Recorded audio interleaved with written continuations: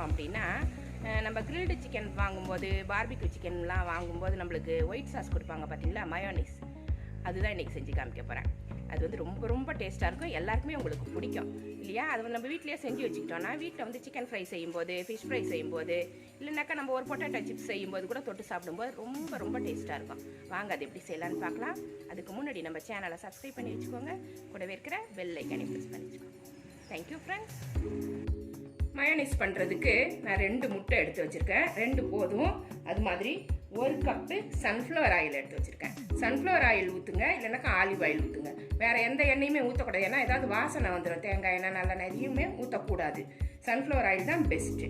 இதை வந்து 1 கப் எடுத்து வச்சுருக்கேன். இது கொஞ்சம் ஆயில் அதிகமாக போடும்போது அது நிறைய அப்படி வரும், திக்காக வரும், அதுக்காக வச்சுருக்கேன். இப்போ 1 முட்டையோட வெள்ளை கரு மட்டும் ஊற்றிக்கணும். 1 அப்படியே ஃபுல்லாக ஊற்றிக்கலாம். 2மே வெள்ளை கரு மட்டும் ஊற்ற தேவையில்லை, ஏன்னா திக்னஸ் கம்மியாக இருக்கும். அதனால 1ல் வெள்ளை மட்டும் ஊற்றிக்கலாம், 1 அப்படியே ஃபுல்லாகவே ஊற்றிக்கலாம்.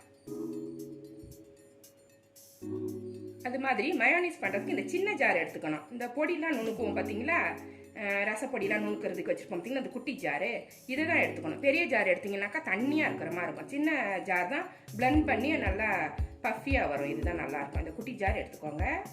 இதில் முட்டையை நம்ம உடச்சி ஊற்றிடுவோம். ஃபஸ்ட்டு 1 முட்டையோட வெள்ளை கருவை ஊற்றிடுவோம்.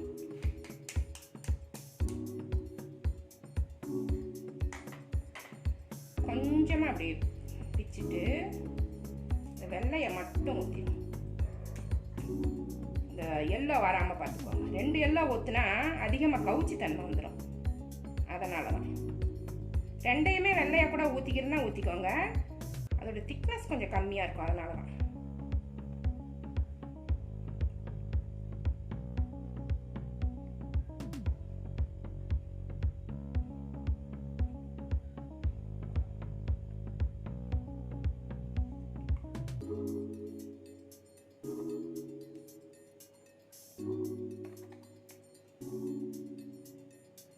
வெள்ளையை மட்டும் ஊற்றிட்டேன், எல்லோவை எடுத்து வச்சிடலாம்.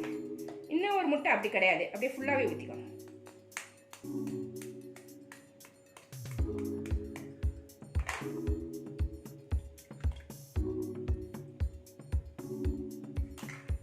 ஊற்றிட்டு இதில் என்னென்ன போடணும் அப்படின்னா, 2 பல்லு பூண்டு, சின்ன பூண்டு பல்லாக இருந்ததால் 2 போட்டிருக்கேன். பெருசாக இருந்துன்னா 1 போதும். இந்த மாதிரி பொடியாக கட் பண்ணி இதில் போட்டுருங்க. இதுதான் நல்லா ஃப்ளேவர் கொடுக்கும், மயோனைஸ்க்கு ஃப்ளேவர் கொடுக்கும். அடுத்தது இதில் என்ன சேர்க்கணும் அப்படின்னா, இது வந்து வினிகரில் இதால் ஒரு 1/2 ஸ்பூன் சேர்த்துக்கோங்க. இந்த ஸ்பூன் அளவு பார்த்துக்கோங்க. இந்த ஸ்பூனால் நான் 1/2 ஸ்பூன் தான் போடுறேன். வினிகர் இல்லைன்னா லெமன் ஜூஸ் ஊற்றிக்கோங்க. இவ்வளோ இருந்தால் போதும், அப்போ தான் டேஸ்ட் நல்லாயிருக்கும், கெட்டு போகாது. வினிகர் போடும்போது லெமனும் போட்டுக்கலாம், வினிகர் இல்லைன்னா மட்டும் போட்டுக்கோங்க. அது மாதிரி ஒரு 1/4 ஸ்பூன் சர்க்கரை போட்டுக்கிறேன். உப்பு ஒரு பிஞ்சு போட்டுக்கிறேன். ஏன்னா டேஸ்ட் பண்ணி பார்த்துட்டு அதுக்கப்புறமா உப்பும் சர்க்கரையும் கொஞ்சம் அதிகம் பண்ணிக்கலாம். இப்போதைக்கு கொஞ்சமாக தான் நான் போட்டிருக்கேன். இப்போ இதை ஃபஸ்ட்டு மிக்சியில் போட்டு நம்ம பல்ஸ் மோடில் இதை நம்ம அரைக்க போகிறோம். மிக்சி ஜாரில் போட்டு மூடிட்டு இதை பல்ஸ் மோடில் அரைங்க, அப்படி விட்டு விட்டு அரைங்க.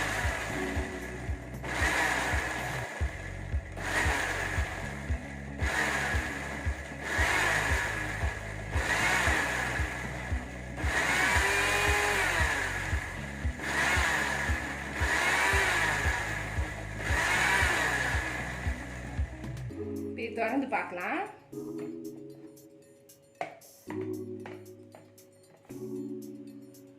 நல்லா பிளெண்ட் ஆயிடுச்சு. இப்போ இன்னொரு தடவை இதில் கொஞ்சம் எண்ணெய் ஊற்றி நம்ம வந்து இன்னொரு தடவை அரைக்க போகிறோம். இந்த எண்ணெய் வச்சுருக்கோம் பார்த்தீங்களா, சன்ஃப்ளவர் ஆயில், அதெல்லாம் கொஞ்சம் கொஞ்சமாக ஊற்றிக்கோங்க. ஃபஸ்ட்டு எல்லாத்தையுமே ஊற்றிட வேண்டாம்.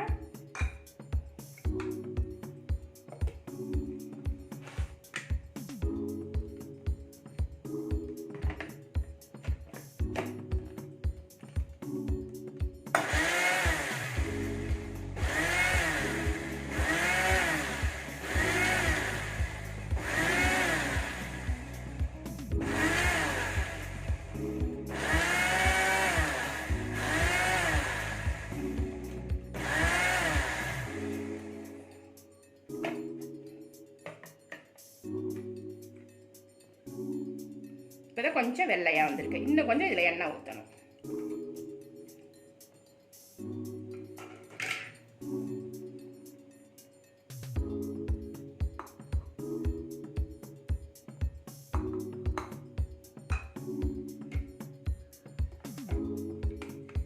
இந்த மாதிரி கொஞ்சம் கொஞ்சமாக எண்ணெய் ஊற்றிக்கோங்க. ஒரே இதாக ஊற்றுனீங்கன்னாக்கா அந்த பஃபியாக வராது, நுர மாதிரி வராது.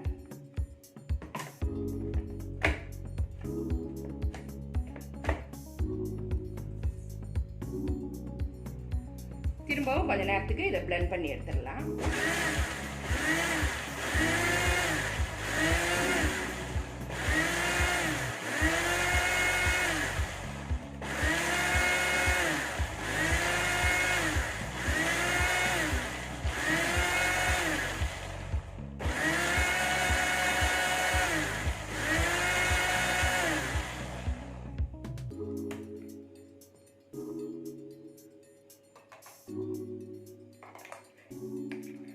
பார்த்தீங்களா எவ்வளோ திக்னஸ் வந்துருக்குன்ட்டு? இன்னும் கொஞ்சம் திக்னஸ் வந்தால் நல்லாயிருக்கும். இந்த சமயத்தில் உப்பு கூட செக் பண்ணிக்கோங்க. உப்பு பத்தலைன்னா அந்த சமயத்தில் நம்ம போட்டே அடிச்சிடலாம். இன்னும் கொஞ்சம் எண்ணெயை ஊற்றி,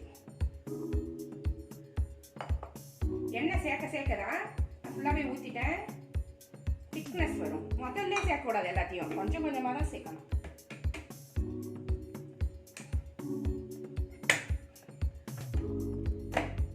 திரும்பவும் பல்ஸ் மோட்டில் தான் நான் அரைக்க போகிறேன்.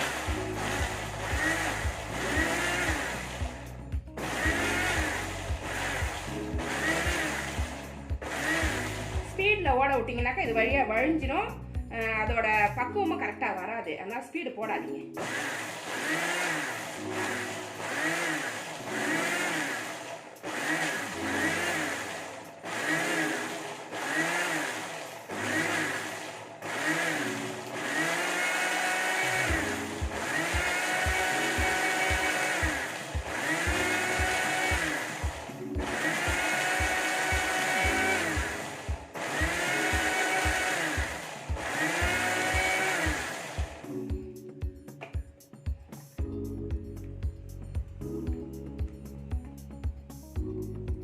சூப்பராக வந்துருச்சு பாருங்க. இந்த இதுக்கு இருந்தால் தான் நல்லாயிருக்கும் நம்மளுக்கு தொட்டு சாப்பிட்றதுக்கு. பார்த்தீங்களா எவ்வளோ திக்னஸ் வந்துருச்சு அப்படின்னு சொல்லிட்டு மயோனைஸ் சூப்பராக ரெடி ஆகிடுச்சு. இந்த மாதிரி தான் ரெடி பண்ணணும். இது ரெடி பண்ணி வச்சுக்கிட்டீங்க அப்படின்னா ஒரு பாட்டிலில் ஸ்டோர் பண்ணி வச்சுக்கிட்டிங்கன்னா ஃப்ரிட்ஜில் ஒரு 1 வீக் வரைக்கும் நம்மளுக்கு கிடைக்கும். ஒரு வாரம் வரைக்கும் நம்ம இதை வச்சுக்கலாம். நல்ல டேஸ்ட்டாக இருக்கும். நம்ம எப்போ சிக்கன் ஃப்ரை பண்ணாலுமே இதை எடுத்து தொட்டுக்கும் போது செம்ம டேஸ்ட்டாக இருக்கும். பெரியவங்களும் சாப்பிடுவாங்க, குழந்தைங்களும் சாப்பிடுவாங்க. எவ்வளோ சூப்பராக இருக்குது பாருங்கள். ரொம்பவும் ஈஸி. இது ஒரு கப்பில் எடுத்து வச்சிடலாம். இப்போ உப்பு வேணால் இந்த சமயத்தில் செக் பண்ணிக்கலாம். சில பேர் வந்து இதில் மிளகுத்தூள்லாம் போடுவாங்க. நான் ஒயிட்டாக தான் செஞ்சுருக்கேன். எனக்கு மிளகுத்தூள் போடும்போது மேலே அப்படியே கருப்பாக புள்ளியாக வரும். அது வேண்டாம், இது பார்க்கறதுக்கு நல்லா அட்ராக்டிவாக இருக்குது, அதனால் இப்படியே விட்டுறலாம் அப்படின்ட்டு நான் இப்படியே விடுறேன். நான் உப்பு செக் பண்ணிவிட்டேன். உப்பு சூப்பராக கரெக்டாக இருக்குது. மயோனைஸ் ரெடி ஆனதுக்கப்புறம் இது மாதிரி தான் இருக்கும். எவ்வளோ சூப்பராக இருக்குது பாருங்கள். இது மாதிரி நிறைய வேணும் அப்படின்னா 2 தடவையாக போட்டு இதே மாதிரி ரெடி பண்ணிக்கோங்க.